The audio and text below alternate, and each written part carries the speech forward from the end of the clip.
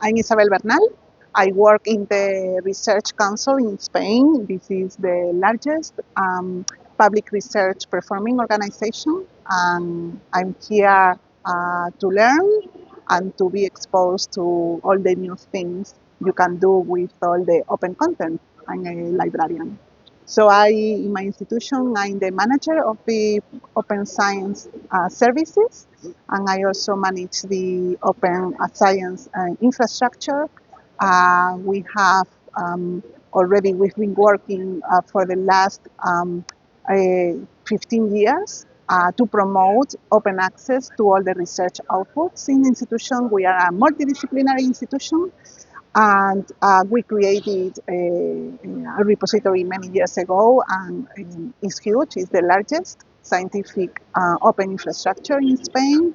And we have research outputs falling under the areas of this training school, literary and linguistics, but we also have many research outputs in many other areas. But I think the management of all these open contents and the requirements and all the possibilities to apply technological and supercomputing methodologies are quite common. So it's very important.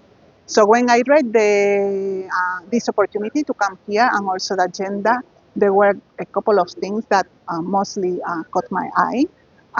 One thing is that the training school has a very hands-on perspective and approach. It's not only typical conference where you hear other people speak, but the idea of actively being here for 3 days, playing and testing Jupyter notebooks, making Spark queries, and using huge open data sources to enrich your own content, I think was super interesting. This is something we want to promote in the libraries in my institution, because we see there is a huge training need for the researchers also to know about all these things.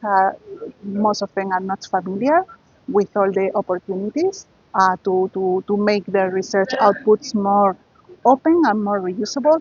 And also in the agenda, I found very interesting that a full day is dedicated to FAIR principles and reproducible research, how you can make use of all these techniques, computing techniques, to make that a reality.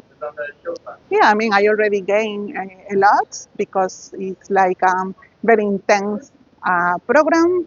Like today in particular has been very cool to be working with making queries with the Spark, having to going through so many different sources that you can incorporate into your own infrastructures, but also gives you an idea of how you can expose your own contents in your infrastructures for the rest of the community to make use of it. So, I mean, the objective is already fulfilled.